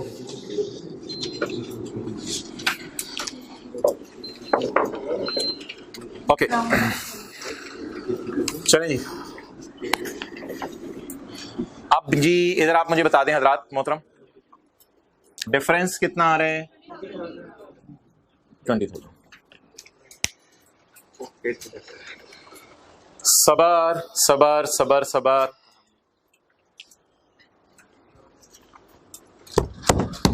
पहले कल वाले तरीके से बताऊंगा। इधर लाख लिखा हुआ था, इधर 94 लिखा हुआ था। पहले कल वाले तरीके से बताऊंगा, लेकिन ये तरीका मैंने आपको बता दिया वह फेल है। तरीका ये वाला नया आ गया है, तो इसी तरीके पे चलेंगे। लेकिन पहले कल वाले तरीके से। 100 सवाल होमवर्क में मिले, हमारा शहजादा 120 कर लिए। आज तो गेम उल्टी हो गई। कल क्या हुआ था? कल 100 सवाल होमवर्क में मिले थे और 94 करके सोया था और लाइबल फील करके सोया था। मुझे डर लग रहा है आज डेफर्ड टैक्स एसेट ना बन जाए। कल क्या बनी थी? Deferred tax liability. सोचे कल 100 सवाल मिले थे, कितने करके सोया था? तो 94 करके सोया था। तो सोचते हुए सो गया कि 6 कल और करने पड़ेंगे, और कल 100 फिर अगले दिन भी मिल गए थे तो 106 करने पड़े थे। और कुछ बच्चे होते हैं जो आगे का भी पढ़ रहे होते हैं, कुछ आगे का भी पढ़े होते हैं। एग्रीकल्चर भी शुरू कर दिया उन्होंने पढ़ना। हैं बच्चे क्लास में ही हैं, पता नहीं कहाँ हैं। अच्छा कितने मिले? 100। कितने मिले सवाल होमवर्क में? 100। कितने करके सो गया? क्या अब ये अपने आप को एक राइट नहीं अपने आप को महसूस करेगा कि राइट टू सेव टाइम? कल मैं टाइम सेव कर लूंगा 20 सवालों का। एंटाइटल्ड समझ के सोएगा अपने आप को या लायबल समझ के? क्या हक अगले दिन इसे अवेलेबल होगा? लोग टाइम लगा रहे होंगे, ये टाइम 20 सवालों का बचा रहा होगा। अच्छा टैक्स पॉइंट ऑफ व्यू से बात करें। इमरान खान ने, फर्ज करें हमने कितने प्रॉफिट बुक किए? 100 पे। हमने कितने प्रॉफिट बुक किए? हम अकाउंटेंट्स हैं ना, हमने कितने प्रॉफिट्स बुक किए? 100। और इमरान खान शहजादे ने किस पे टैक्स मांग लिया? हम कहेंगे इंशाल्लाह देखिए सही, अगले सालों में ना मैं जरूर कम टैक्स दूंगा। अभी तो ले ले, मेरे से ज्यादा लेना है। तुम लोगों ने टैक्स लॉ ही ऐसे बनाया कि मुझे नुकसान हो गया। टैक्स लॉ को हम चेंज नहीं कर सकते। इन लोगों ने टैक्स लॉज ही ऐसे बनाए हैं, इन लोगों ने टैक्स लॉज ही ऐसे बनाया कि हमें नुकसान हो गया है। यार 1 लाख पे तो 40,000 टैक्स बनता है ना। और ये हमारा शहजादा, ये देखिए कितना दुखी है। हमारा शहजादा 1 लाख पे सोचा था 40,000 टैक्स बन रहा है, लेकिन 1 लाख पे कितना टैक्स देगा? कितना टैक्स देगा 1 लाख पे? 48,000। आंसू है मोहतरम, ये नागरिक है, आंसू है। अच्छा तो बताएं 1 लाख पे कितना टैक्स बेचारे को देना पड़ेगा? सोचा था 40, कितना दे दिया? तो बताएं अब क्या ये अपने आप को एंटाइटल्ड फील करके सोएगा कि फ्यूचर में टैक्स बचेगा? अच्छा, यहां से भी फीलिंग आ रही है कि फ्यूचर में कुछ ना कुछ हमें सेविंग होगी। इधर अब आपने सोचना है कि फ्यूचर में हमें सेविंग होगी या नहीं। अब जरा मुझे, अब यहां पे आके, कल भी हम थोड़े से रुके थे और मैंने कहा था अब सबकी टेंशन चाहिए। ये 20,000 अकाउंटिंग वालों ने इस साल खर्चे में डाल दिया, टैक्स वाले इसको डालेंगे खर्चे में अगले साल। टैक्स वाले इसको डालेंगे खर्चे में, आपको पता है अगले साल हमने ये आउटगोइंग एम्प्लॉय को पे कर दिया, और टैक्स वाले क्या कहेंगे? जबरदस्त, मरहबा मरहबा, आपने पे कर दिया, खर्चा रिकॉर्ड कर लो। टैक्स वाले यही कहेंगे अगले साल खर्चा रिकॉर्ड कर लो, क्योंकि वो कैसी दुनिया में चले गए हैं जहां पेमेंट बेस पे खर्चा माइनस होगा। अब बता दें टैक्स वाले अगले साल इसको खर्चे में डालने देंगे? अच्छा, हमने इसको खर्चे में किस साल डाला? इस साल। टैक्स वाले कब डालने देंगे? जब टैक्स वाले अगले साल कहेंगे तुमने पे कर दिया, खर्चे में डालो, खर्चे में डालो। हम कहेंगे हमने तो नहीं खर्चे में डाला हुआ, IFRS वालों ने अगले साल। हम कहेंगे हमने तो नहीं खर्चे में डाला हुआ। हमने क्यों नहीं खर्चे में डाला? हम डबल तो नहीं खर्चे में डाल सकते। हम तो IFRS वाले किस साल खर्चे में डाल आए? 21 में। तो अब टैक्स वाले कह रहे होंगे खर्चे में डालो, पे हो गया। हम कह रहे होंगे हमने फिलहाल नहीं डाला हुआ, लेकिन जब करंट टैक्स की वर्किंग करेंगे, FBR को टैक्स जमा कराने जाएंगे, तो हम खर्चे में डालेंगे, क्योंकि हमने क्या कर दिया है? पे। अच्छा सोचिए, हमने अगले साल के प्रॉफिट्स तक पहुंचते हुए 20,000 माइनस किया होगा? हमने ये वाला 20,000 पुराने वाला हमने नहीं किया होगा, लेकिन टैक्स वाले क्या कहेंगे? पे हो गया तो माइनस। इंग्लिश का फिक्रा लिखा है ना, it will be allowed when paid. English का फिक्रा भी हमने पढ़ा है, it will be allowed when. जब ये अगले साल खर्चे में डालेंगे तो अगले साल के प्रॉफिट, बोलें बोलें बोलें, आज माइनस वाली फिगर ज्यादा है। जब ये अगले साल खर्चे में डालेंगे तो अगले साल के प्रॉफिट, जब अगले साल के प्रॉफिट कम हो जाएंगे तो टैक्स कम देना पड़ेगा। सवाल कम करने पड़ेंगे सॉल्व अगले साल, तो टैक्स कम देना पड़ेगा। तो मुझे बता दें, क्या इस 20,000 के साथ मैं लिख सकता हूं डिडक्टेबल इन फ्यूचर या टैक्सेबल इन फ्यूचर? सोचे सोचे सोचे लफ्ज। This 20,000 as on 31/12/21 will be deducted when paid. This 20,000 as on 31/12/21 will be deducted when paid. ये खर्चे के तौर पे डिडक्ट हो जाएगा जब क्या होगा? Is it taxable in future? It is deductible in future. आज उल्टा नाम हमने पढ़ लिया, कल क्या नाम पढ़ा था? Taxable in future. बट जरा सोचें 31/12/21 का साल है और फ्यूचर को सोचें 22 को। फ्यूचर में सोचें ये 20,000 डिडक्टेबल है किनकी नजर में? टैक्स वालों की नजर में। अब अगर ये डिडक्टेबल है फ्यूचर में, तो अब जरा सोचें, कल बाप का नाम था टैक्सेबल, तो बेटे का नाम आया था लायबिलिटी। अब अगले साल जरा सोचें, जब मैं डिडक्ट करूंगा तो डिडक्ट करने से प्रॉफिट, प्रॉफिट कम हो जाएंगे तो टैक्स। तो क्या मैं यहां खड़ा होके ये नहीं कह सकता फ्यूचर में मेरी सेविंग आनी है? सेविंग को कैसे बुक करूं? लायबिलिटी के तौर पे या एसेट के तौर पे? सेविंग को कैसे बुक करूं? इसलिए आज इसका नाम बोलें डेफर्ड टैक्स। इस डेफर्ड टैक्स एसेट का उर्दू में या अच्छी इंग्लिश में तर्जुमा बनेगा right to save tax in future. क्या मतलब बनेगा इसका? बोलें बोलें, इसका मतलब बताएं। Right to save tax in, भाई एसेट का नाम ही सेविंग होता है। Right to save tax in future. और सेव कैसे होगा जरा खुद देख के बता दें। मैंने फ्यूचर आपके सामने बनाया नहीं है, मुझे देख के बता दें सेव कैसे होगा। बोलें बोलें बोलें। अगला साल आएगा, ये मैं खर्चा माइनस करूंगा, खर्चा माइनस करने से प्रॉफिट कम होने से टैक्स, टैक्स कम होंगे तो टैक्स सेव होगा। जब टैक्स सेव होगा तो ये मेरा क्या बन गया? तो deferred tax asset, right to save tax in future. 20,000 के ऊपर 40% लगा दें, और 8,000 की सेविंग मुझे फ्यूचर में पता है क्यों होनी है? सारा इधर देखें, 40 की बजाय 48 दे दिया ना। 40 की बजाय कितना दे दिया है? 48। तो एक तरह का टैक्स प्री पे कर दिया, एडवांस में दे दिया। फ्यूचर में ये इंशाल्लाह इतना टैक्स क्या हो जाएगा? सेव हो जाएगा। नोट कर ले। तो मैं ये कह रहा था बस मैं इसका पहला सवाल करवाऊंगा, पहला सवाल, दूसरा सवाल इसका करने की जरूरत नहीं है। अब पास पेपर के सवाल की तरफ हम मूव करेंगे।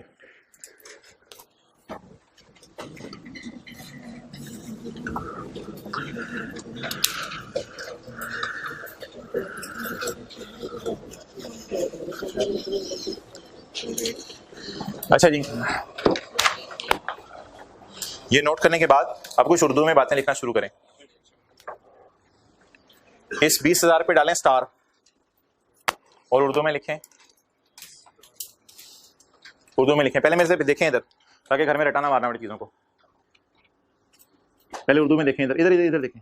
ये 20,000 अगले साल पे होगा, ये वही 20,000 है ना, और तो कोई 20,000 नहीं है। ये 20,000 अगले साल पे होगा, तो टैक्स वाले इसको it is allowed when paid, सवाल में लिखा हुआ है। जब ये 20,000 अगले साल पे होगा, टैक्स वाले इसको खर्चा माइनस करने देंगे। खर्चा माइनस करने देंगे तो करंट टैक्स की वर्किंग में डिडक्ट होगा। डिडक्ट होने से प्रॉफिट कम होंगे तो टैक्स कम देना पड़ेगा। अगर डिडक्ट करना है इस 20,000 को फ्यूचर में, तो इसका नाम डिडक्टेड या डिडक्टेबल। फिलहाल डिडक्ट नहीं हो सका, बल्कि हमने तो माइनस किया हुआ तो उन्होंने ऐड कर दिया। डिडक्टेबल इन फ्यूचर, और डिडक्टेबल होने की वजह से फ्यूचर में प्रॉफिट्स, जब फ्यूचर में प्रॉफिट्स कम होंगे तो फ्यूचर में टैक्स सेव होगा। तो इस 20,000 को स्टार डाल के लिखें ये डिडक्टेबल क्यों है। 20,000 पे स्टार डालें और नीचे उर्दू में लिखें सफे के, ये पेएबल 2022 में पे होगा, ये पेएबल 2022 में पे होगा। पे होते ही टैक्स वाले डिडक्ट करने देंगे करंट टैक्स की वर्किंग में। पे होते ही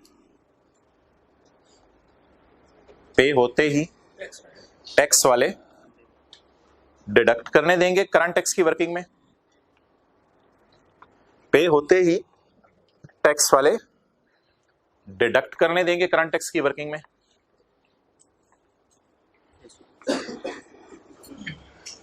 इसलिए 31/12/21 को पे होते ही टैक्स वाले डिडक्ट करने देंगे करंट टैक्स की वर्किंग में।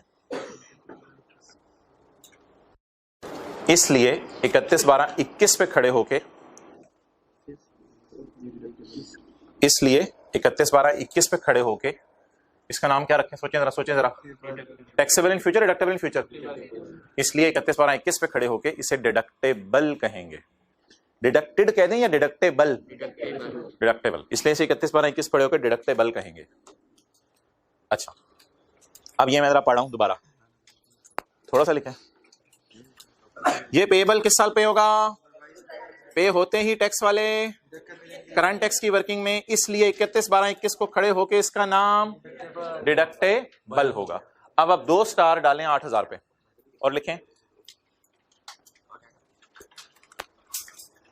वो 20,000 जब अगले साल डिडक्ट होगा, वो 20,000, वही जो साथ नजर आ रहे हैं, वो 20,000 जब अगले साल डिडक्ट होगा तो अगले साल, वो 20,000 जब अगले साल डिडक्ट होगा तो अगले साल टैक्सेबल प्रॉफिट, तो अगले साल टैक्सेबल प्रॉफिट, अगला फिर आप बोलें कम हो जाएंगे। तो अगले साल टैक्सेबल प्रॉफिट कम हो जाएंगे और टैक्स सेव हो जाएगा, और टैक्स सेव हो जाएगा। हो जाएगा या हो गया है? फिलहाल हो जाएगा नहीं, हो जाएगा, हो गया तो नहीं, अभी तो ज्यादा देना पड़ा है।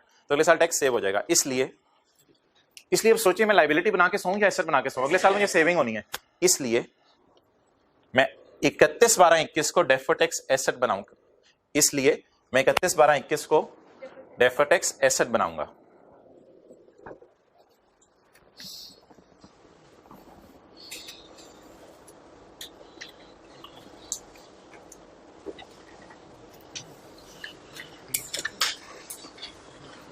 ओके, अब मोहतरम थोड़ा सा जरा रट्टा प्रोग्राम कर लेते हैं, क्योंकि लॉजिक सोचने का टाइम नहीं होता पेपर में। थोड़ा सा रट्टा प्रोग्राम कर लेते हैं, चैप्टर पे आ जाएं। ये जो मैंने आपको लॉजिक्स लिखवाई हैं, शायद पेपर में सोचने का टाइम नहीं होगा, तो जरा रट्टा थोड़ा सा कर लें। ये नहीं इधर ही रहें, हाँ सॉरी इधर ही रहें। लेक्चर नोट्स में 4 रूल्स दिए हैं, मैं पता नहीं कहाँ दिए हैं, ऊपर नीचे कहीं दिए होंगे। किस पेज पे हैं? 737 पे हैं। 737 पे गोल्डन रूल्स, नई किताबों में गोल्डन रूल्स। अच्छा 737 मोहतरमा, आज वाली मिसाल जहन में रखें और मैं आपको पढ़ाने लगा हूं रूल नंबर 3। आज वाली मिसाल जहन में रखें और मैं आपको पढ़ाने लगा हूं रूल नंबर 3। मुझे बताएं कैरिंग अमाउंट ऑफ लाइबिलिटी क्या थी? 20,000।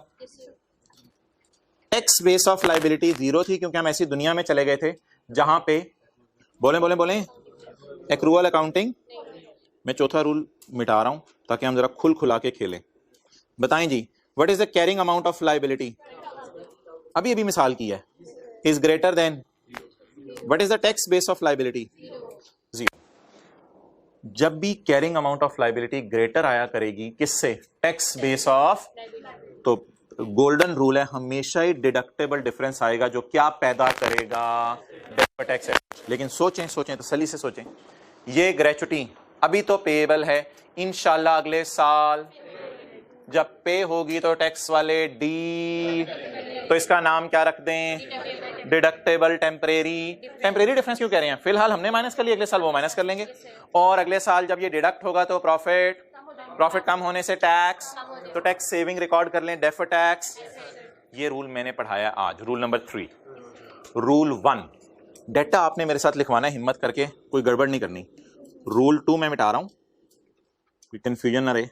रूल 1, खुदा के लिए कल वाले नोट्स नहीं निकालने, मुझे बता दें कल पहले साल में कैरिंग अमाउंट क्या थी? 18,000 थी। और पहले साल के एंड पे टैक्स बेस क्या थी? 12,000 थी। ठीक है, नजर मार लेते हैं पहले साल के एंड पे कैरिंग अमाउंट और टैक्स बेस। ओहो, वो वर्किंग ही नहीं हुई भी, सॉरी, व्हाइट बोर्ड पे मैंने लिखी थी वो मिटा दिया। अच्छा, पहले साल के एंड पे बोलें कैरिंग अमाउंट क्या थी और टैक्स बेस, और नाम क्या था? एसेट। और नाम क्या था? कल हमने पीपी का सवाल किया, आज हमने ग्रेचुटी पेएबल का सवाल किया। एसेट के एतबार से जरा लॉजिक सोचें, इस फॉर्मूले की डेरिवेशन पहले सोच लेते हैं, रट्टा बाद में मार लेंगे। डेरिवेशन सोचें, अकाउंटिंग वाले फ्यूचर में कितना डेप्रिशिएट करेंगे? 18,000। टैक्स वाले फ्यूचर में कितना डेप्रिशिएट? हम फ्यूचर के एंगल से सोचते हैं ना, जैसे मैं कहता था फ्यूचर में ये 20,000 माइनस होगा, फ्यूचर के एंगल से सोचना है। तो अकाउंटिंग वाले फ्यूचर में कितना माइनस करेंगे? 18,000। टैक्स वाले फ्यूचर में 12,000 माइनस। भाई तू टेंटिव रहे, अकाउंटिंग वाले कितना फ्यूचर में माइनस करेंगे? टैक्स वाले। तो जब अकाउंटिंग वाले ज्यादा माइनस के फ्यूचर में ज्यादा डेप्रिशिएट करेंगे तो अकाउंटिंग डेप्रिसिएशन फ्यूचर की, जब अकाउंटिंग डेप्रिसिएशन बढ़ेगी तो टैक्सेबल प्रॉफिट बढ़ जाएंगे। तो आज हम क्या फील करें कि फ्यूचर में टैक्सेबल है 6,000। फ्यूचर सोचे ना, ये 18,000 फ्यूचर में अकाउंटिंग डेप्रिसिएशन के नाम से ऐड हो रहा होगा, और ये 12,000 फ्यूचर में टैक्स डेप्रिसिएशन के नाम से माइनस हो रहा होगा। तो ऐड वाली फिगर जब ज्यादा होंगी तो टैक्सेबल प्रॉफिट्स। तो आज हम क्या फील करें अपने आप को कि फ्यूचर में टैक्सेबल है ये 6,000। जब फ्यूचर में टैक्सेबल है ये 6,000 तो टैक्सेबल अमाउंट पे टैक्स देने के लिए अपने आप को लायबल फील करें, इसलिए उस लायबिलिटी का नाम क्या रखें? Deferred tax liability. रूल 1 के साथ कौन सा क्वेश्चन आपने लिखा है? इसी सफे पे है 3, बिल्कुल नीचे है यार। रूल 1 का ये है क्वेश्चन 3 जो कल की है, ये रूल 1 का क्वेश्चन है। और रूल नंबर 3 का क्वेश्चन नंबर 5। अच्छा, अब आप हजरात, और रूल 2 और 4 हमें कोई इतना यूज नहीं करना पड़ेगा। रूल 2 और 4 1 और 3 का ऑपोजिट है, वो छोड़े पड़े, कभी जिंदगी किसी मोड पे जरूरत पड़ी मैं वो रूल करा दूंगा। मेन आपके 90% एडजस्टमेंट्स पेपर की रूल 1 और 3 से कवर हो जाया करेंगी। अब रूल 1 और 3 जो है ना, मेरे साथ जरा शौक से लिखना है। If carrying amount of property plant and equipment, ऐसे ही कल की मिसाल बोल रहा हूं, if carrying amount of property plant and equipment is greater then tax base of asset, एक रूल ये है। तो इससे फ्यूचर में टैक्सेबल अमाउंट्स आएंगी, इनका नाम होगा टैक्सेबल, और इसके बेटे का नाम होगा डेफर्ड टैक्स लायबिलिटी। ये फिगर रेट लग के निकलेगी, ये रेट लगने से पहले वाली होगी। ये हो गया रूल नंबर 1। और rule number 3, if carrying amount of gratuity payable is greater than tax base of gratuity payable, तो ये payable फ्यूचर में पे होगा जब पे होगा तो डिडक्टेबल है, आज खड़े होके इसे डिडक्टेबल कहेंगे, तो कौन सा डिफरेंस आएगा? डिडक्टेबल टेम्परेरी, और इसका नाम क्या बन जाएगा? Saving, deferred tax asset. तो ये रूल 1 और 3 जरा लिख लें कहीं रफ वर्किंग में जाके। पहला रूल किसके लिए है? एसेट, और तीसरा लायबिलिटीज।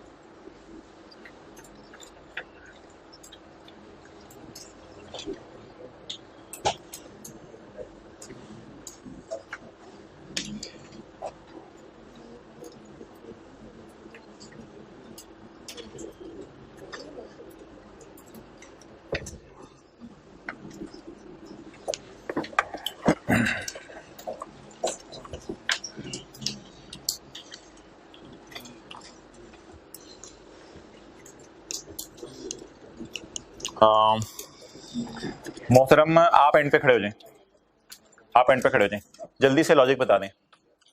फ्यूचर में अकाउंटिंग वाले इस तरह बोलना शुरू करो। एक्सेलेंट। 18,000 ऊंची बोलो यार, ऊंची। हाँ, फ्यूचर में अकाउंटिंग वाले 18,000 डेप्रिशिएट करेंगे। एक्सेलेंट। आगे बोलो। फ्यूचर में 12,000 डेप्रिशिएट करेंगे। इसकी वजह से फ्यूचर में,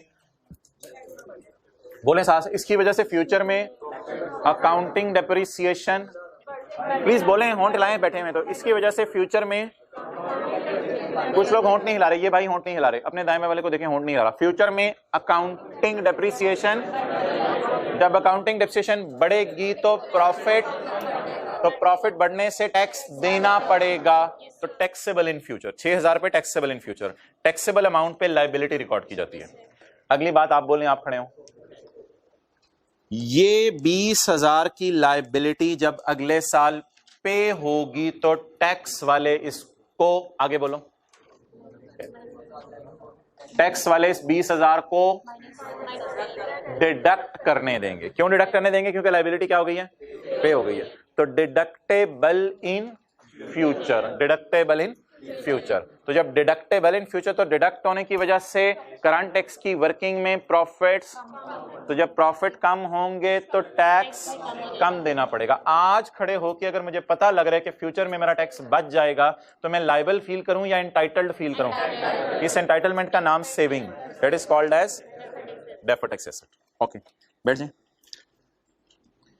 अच्छा, अब मोहतरम एक बात याद रखिएगा, वो जो कल हम अकाउंट खोला था ना डेफर्ड टैक्स का, वो लायबिलिटी भी हो सकता है, और वो, ये डिपेंड करता है सवाल के ऊपर कि हम लायबल फील कर रहे हैं या एंटाइटल। और आपने कभी जिंदगी के किसी मोड पे एसेट लायबिलिटी का मिक्स अकाउंट खोले?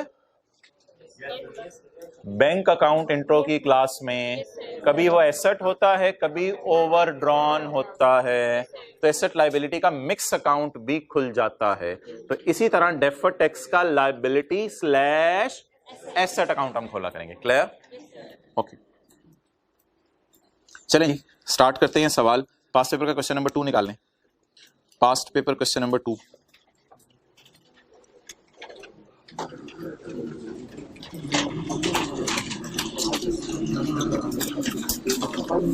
क्या नाम है? एप्रिकॉट।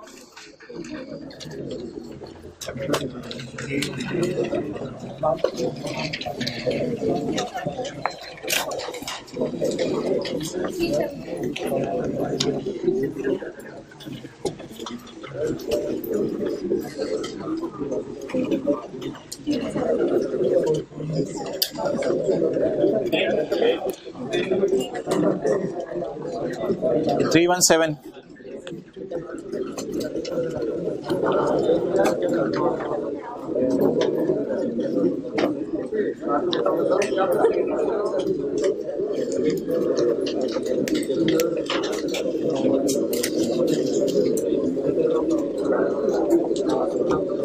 दस मिनट रह गए हैं अब। क्या नहीं वो कराने की जरूरत नहीं। क्या चीज, किस चीज की? अच्छा मोहतरम, इंट्रो की रिवीजन कर लेते हैं थोड़ी सी, बस इंट्रोडक्शन टू अकाउंटिंग की रिवीजन कर लेते हैं। आप निकाल लें प्रोविजन फॉर डाउटफुल डेट, ये हमारे लेक्चर नोट्स में अवेलेबल है, वापस आ जाए। सेकंड एंट्री नहीं करनी, वो करा देंगे, वो बड़ी रिवीजन होनी है अभी इसकी, छोड़ो परे, बस एंट्रियां छोड़ो, अब बड़ी रिवीजन होनी है। Okay, provision for doubtful debt की रिवीजन निकालें जी, page number 743।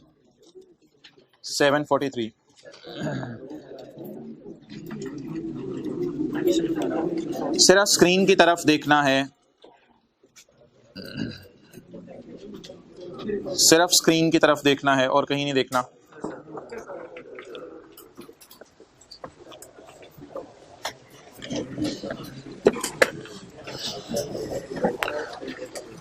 Provision for doubtful debt की मोहतरम एक बड़ी अच्छी रिवीजन होने लगी है, जरा अटेंटिव रहिएगा, इंट्रो की क्लास वाली बातें होने लगी हैं।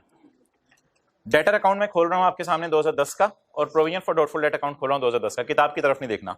मुझे बताएं, अगर मेरे बिजनेस का पहला साल है तो ब्रॉड डाउन डेटर कितने होंगे? 0। फर्ज कर लें, नहीं किताब से नहीं देखना, फर्ज कर लें मैंने सेल की कितने रुपए की? 70 रुपए की, और मुझे कोई भी बंदा पैसे देके नहीं गया, कैरी डाउन कितना आ गया? 70। अब मैंने बाजार में जाके लोगों से पूछा, यार मैं नया नया आया हूँ इस मोहल्ले में, इस मोहल्ले के लोग तो नेक होंगे सारे, तो दुकानदार ने कहा नहीं हमारे जैसे हैं सारे। अच्छा मेरे जैसे हैं सारे? यार फिर तो फिर पैसे लेके भागेंगे ये। क्या अंदाजा है वैसे, आप लोगों का क्या अंदाजा है कितने % लोग पैसे लेके भाग जाते हैं? उन्होंने कहा जी हमारा अंदाजा है 10% लोग ना पैसे लेके भाग जाते हैं।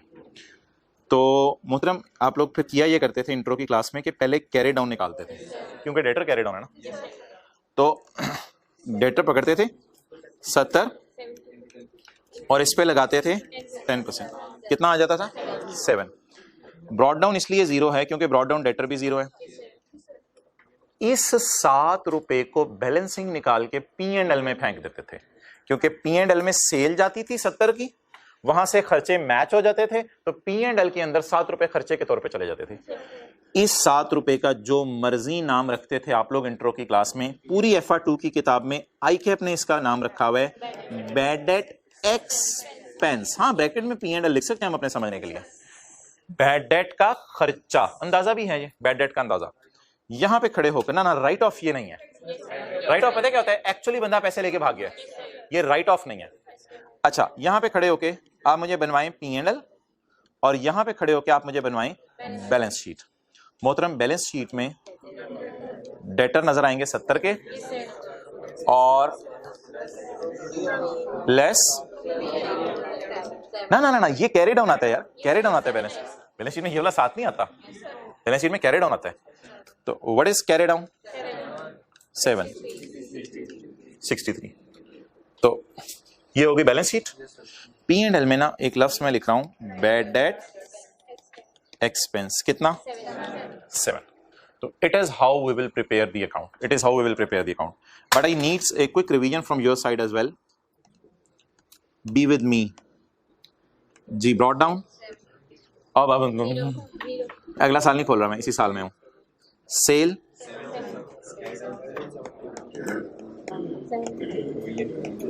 ये टॉपिक सबसे बारीक टॉपिक है और सबसे इंपॉर्टेंट टॉपिक है इंट्रो का, इसको आगे पीछे नहीं होने देना, अटेंटिव रहने, इजी नहीं लेना किसी बात को, पेपर में गलती के चांस हैं। प्रोविजन फॉर डाउटफुल डेट का ब्रॉड डाउन भी 0। जो मर्जी आपने अकाउंटिंग पढ़ी हुई है वो भूल जानी है और इस पैटर्न पे समझनी है। साल के एंड पे क्या डर है, कितने लोग लेके पैसा भाग सकते हैं? 7। अब बता दें बैड डेट एक्सपेंस कितना रिकॉर्ड करूं? प्लीज मोहतरम ये बैलेंसिंग आता है, balancing 7। After doing this our balance sheet is showing 70 - 7 63, and our P&L is showing bad debt written will never go to P&L। Written वो होते हैं जिन बंदों का नाम पता चल गया पैसे लेके भागे हैं, वो P&L में नहीं जाएंगे। अभी मैं बताता हूं क्यों। बैड डेट एक्सपेंस कितना? अब ये जो 7 का खर्चा बुक कर लिया ना, इसी में से लोगों ने पैसा लेके भागना है, वो राइट ऑफ करेंगे हम, इसी में से लोगों ने पैसे लेके भागने हैं हम। तो ये खर्चा एडवांस में बुक हो गया है। लेकिन ये ना कि एडवांस क्या मतलब होता है, एडवांस तो वैसे लफ्ज बोल रहा हूं, ये खर्चा हमने बुक कर लिया है, चाहे हुआ है या मैच करने के लिए। और मोहतरम अगर आपको जो है वो याद आ रहा हो तो सेल में भी हमारा 70 जाएगा, ताकि इस मैचिंग हो ना, सेल में से खर्चे माइनस हो। तो बहरहाल P&L में बैड एक्सपेंस आपका चला जाएगा 7, क्योंकि सेल इस साल रिकॉर्ड हुई है, उससे होने वाले खर्चे भी इसी साल रिकॉर्ड हो। अच्छा, अब आप लोगों ने किताब की तरफ नहीं देखना, अगले साल फिगर याद है या बतानी पड़ेंगी? याद है, अगला साल 2011 आया, किताब की तरफ नहीं देखना। बीडी, अगले साल मैंने सोचा कि दुकान बंद, मैं महल्ले वालों से बहुत तंग आ गया, मैंने कहा यार मैं दुकान बंद करता हूं, लेकिन बीडीज पहले मुझे लिख लेने दें। ब्रॉड डाउन 7 बीडीज लिख लेने दें मुझे, दोनों डेटर का बीडी और प्रोविजन फॉर टोटल। अब अगले साल में महल्ले वालों से तंग आ गया, मैंने महल्ले वालों का यार मैं इधर से कारोबार छोड़ के जा रहा हूं, तो महल्ले वालों ने कहा दुकान क्यों खोली हुई है? फिर आपने कहा मैंने दुकान से सामान सारा उठा लिया है, मैं सिर्फ बैठा हूं लोग पैसे दे जाएं, मैं सिर्फ बैठा हूं लोग। और मोहतरम महल्ले वालों ने अखीर ही कर दी, सिर्फ 60 रुपए आए, सिर्फ इंतजार कर करके कितने पैसे आए? 60 रुपए आए। अब जब 60 रुपए आ गए तो मैंने सोचा यार रशीद चल यार बस चलिए, तो मैंने सोचा कि आप दुकान बंद करके चलते हैं। मुझे बता दें, मैंने तो कैरी डाउन 0 करके जाने ना, ताकि अकाउंट बुक्स ऑफ अकाउंट्स अपनी क्लोज कर दूं। तो what is write off, what was my estimate, but does कितने की पड़ी? 10 की। तो it is called as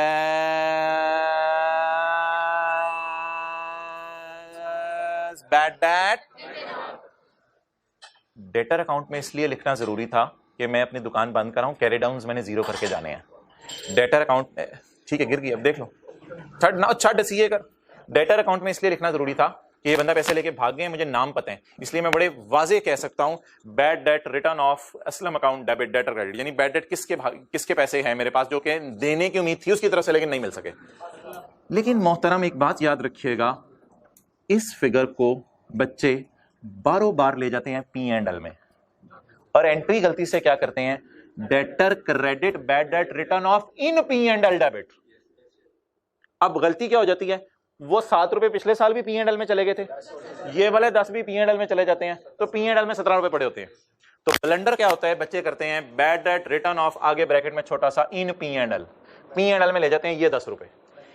matching कराए ना, 10 रुपए का खर्चा है, अंदाजा कितना था, इसको इधर ले आए। बैड डेट राइट ऑफ का अकाउंट खोलने की जरूरत नहीं है, कुछ किताबों में बड़ी तफसील दी हुई है। बैड डेट राइट ऑफ का एक अकाउंट खुलता है, फिर वहां चीजें आती हैं, फिर वहां से इधर जाती हैं। हम डायरेक्ट किया करेंगे, हम लॉजिक पे चलेंगे, ज्यादा अकाउंट्स खोल के बात कंफ्यूज हो जाती है। हम लॉजिक पे चलेंगे, इतने लोग भाग गए हैं, अंदाजा लगाया था, डबल एंट्रीज तो पूरी करनी है, डबल एंट्रीज तो पूरी करने का कुछ चारा नहीं है। इतने लोग एक्चुअली भाग गए हैं, अंदाजा था इतने का, तो अंदाजे को एक्चुअल से मैच करो। अब जब आप अंदाजे को एक्चुअल मैच करोगे, एक और फिगर निकल आएगी जो इस साल के P&L में जानी है, वो इस साल के P&L में जाएगी। अंदाजे थे 7, लेके भागे। लेकिन एक यार चीज नहीं भूलनी, जो इंट्रो की क्लास में पढ़ी थी, पहले ना कैरी डाउन निकालते हैं, 0 into 10% 0, ठीक है, पहले कैरी डाउन निकालते हैं। 10% वो जो रेट था हमारा अंदाजा था लोगों। अब ये अकाउंट मैच नहीं कर रहा, अब जब ये अकाउंट मैच नहीं कर रहा तो 7 का अंदाजा लगाया था, लेके कितने भागे? 10। आप बता दें, बैलेंसिंग फिगर का अगेन नाम नहीं बदलना, बैलेंसिंग फिगर का नाम बैड डेट एक्सपेंस। बैलेंसिंग कितना आ गया? 3। यार अब आप मुझे ये ना कहिएगा इस साल सेल 0 आ रही है, मैं मानता हूं इस साल सेल 0 आ रही है, लेकिन यार अब क्या करते हैं, वो अब पिछले साल के अकाउंट्स तो नहीं जाके बदल सकते ना, पिछले साल अंदाजा ही लगा सकते थे ना। तो बस कोई मसला नहीं यार, इस साल bad debt return of bad debt expense के नाम से, सॉरी बैड डेट बोले एक्सपेंस के नाम से P&L में डाल दें 3 रुपए। इससे यूजर्स को अंदाजा हो जाएगा कि पिछले साल अंदाजा लगाया था 7 भागेंगे, 7 की बजाय 3 और भाग गए, तो एक्चुअली कितने भागे? अब हमने 10 क्यों नहीं रिकॉर्ड किया इस साल, क्योंकि ऑलरेडी 7 रिकॉर्ड हो चुका है, सिर्फ कितने रिकॉर्ड करने की जरूरत है? 3। अब डेटर का कैरी डाउन 0 और प्रोविजन का कैरी डाउन 0। किताब पे अगले साल देखें, अगला सफा, बल्कि डेटर्स 2011, ब्रॉड डाउन 70। दुकान खोली रखी सुमीत पे के, लेकिन पैसे सिर्फ कितने आए? 60। सोचा कि 10 को अब क्या कर दें, इसको किस अकाउंट में रूट करा लें?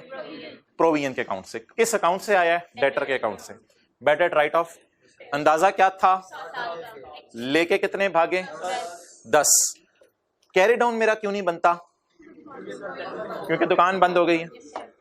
अब अंदाजे में और हकीकत में कितना फर्क आया, इस साल के P&L में कितना जाएगा, 3। फिगर्स याद हैं, जरा P&L नजर मारें।